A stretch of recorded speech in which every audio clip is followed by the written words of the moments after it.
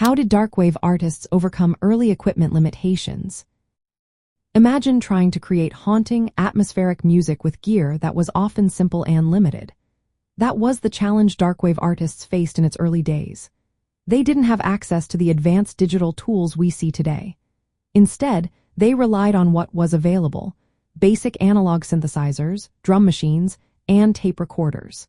These instruments didn't offer endless editing options, so artists had to be precise and creative from the start. They often recorded directly onto tape, which meant every take counted. If they wanted that signature gated reverb snare sound, they couldn't just add a digital effect. They had to experiment with analog signal processing, adjusting reverb tanks, or using specific microphone placements. This required a lot of trial and error and a good ear for sound. Many artists combined traditional rock instruments like guitars, bass, and drums with synthesizers and effects pedals. Effects such as delay, reverb, chorus, and modulation pedals were used in inventive ways to craft the ethereal, haunting soundscapes that define Darkwave. For example, guitarists would run their signals through multiple pedals to create shimmering textures or distant echoes. Drum machines provided consistent beats, which was especially helpful when live drummers weren't available or affordable. This consistency helped maintain the moody, hypnotic rhythm that's a hallmark of Darkwave music.